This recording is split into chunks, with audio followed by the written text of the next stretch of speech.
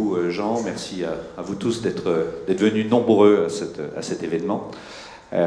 Donc vous avez dû vous demander à la fin de l'intervention de Jean, mais on est venu pour parler de la fibre et on nous reparle du plastique, et voilà. Mais c'est parce qu'il y a des interactions entre les enjeux actuels qu'il y a sur le plastique et ce qui se passe sur les emballages papier-carton et les papiers graphiques.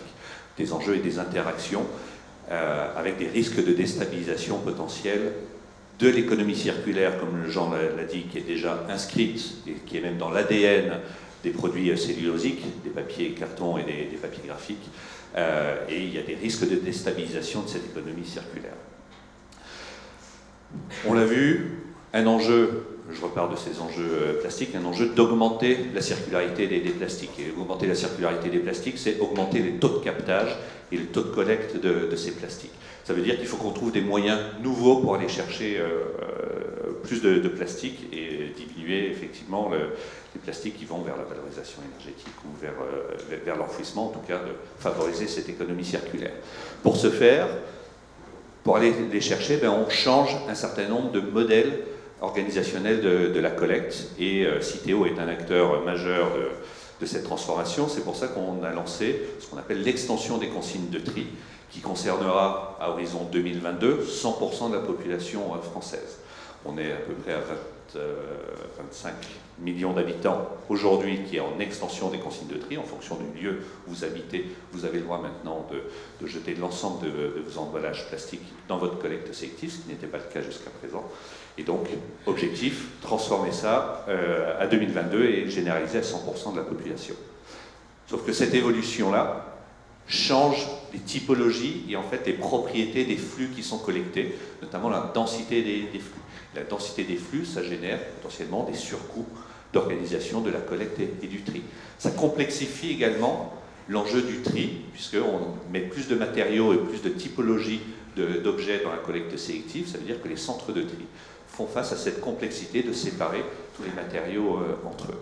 Donc, un risque d'augmentation des coûts de gestion de la collecte sélective, et cette augmentation des coûts ne concernera pas que les plastiques, mais l'ensemble des matériaux qui sont dedans, dont les papiers cartons et les papiers graphiques.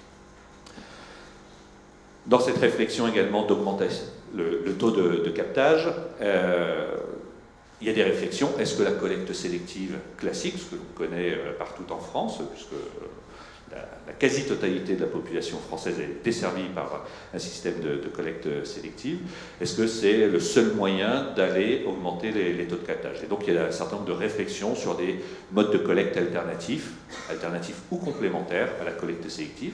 Mais toutes ces réflexions, toutes ces solutions qui peuvent émerger peuvent aussi représenter une déstabilisation des équilibres déjà en place sur la collecte sélective. Et la déstabilisation des équilibres, c'est changer les business models, changer le modèle économique de ce qui est existant, y compris sur les papiers et les cartons. Donc on voit que cette nécessité d'augmenter les taux de captage sur un autre matériau peut venir changer les équilibres économiques sur le matériau papier-carton. Donc ça, il faut qu'on le prenne en compte.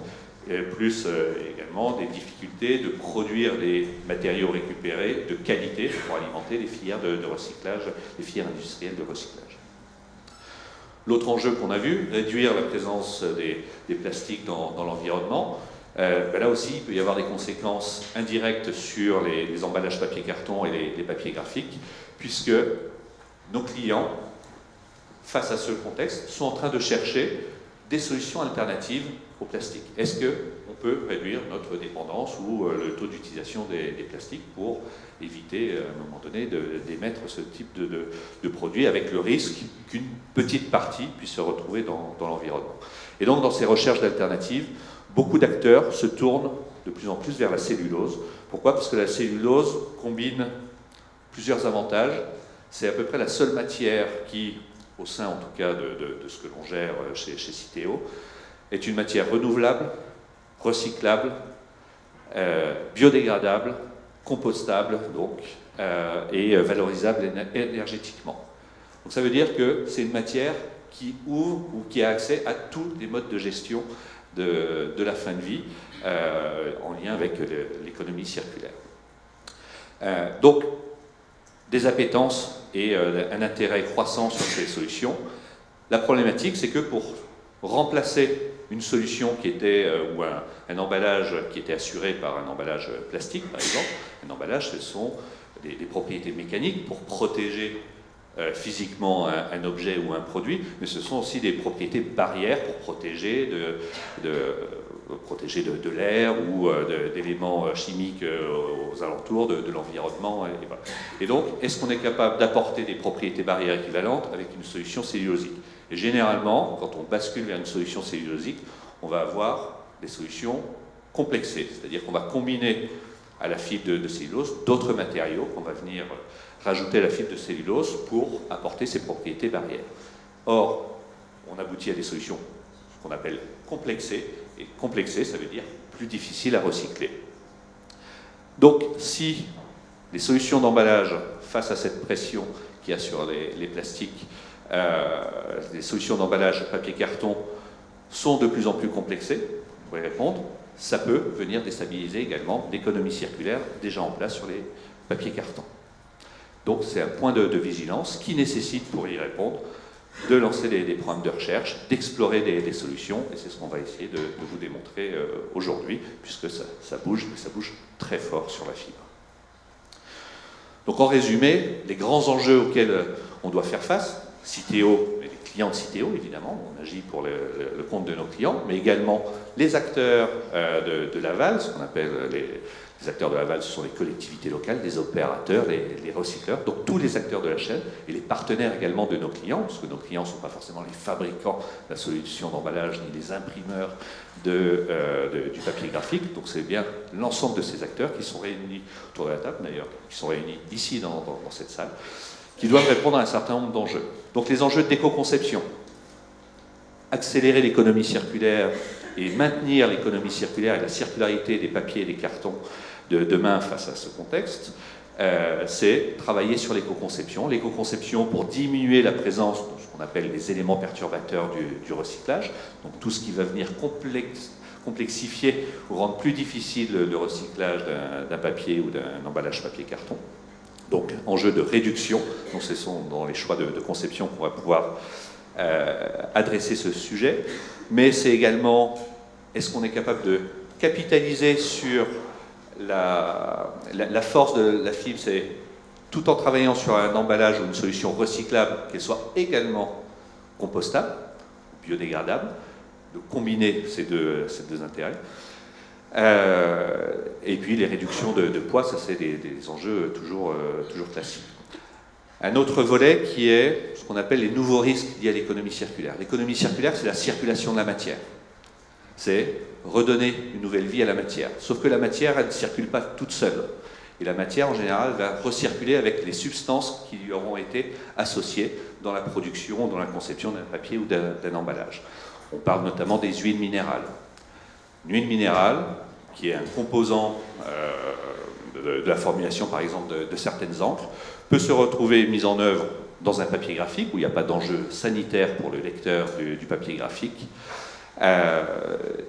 Mais au fil des cycles de vie de ce papier graphique, quand il va être recyclé, la fibre peut être mise en œuvre dans un emballage, recyclée dans un emballage, et elle va venir également avec ses particules d'huile minérale.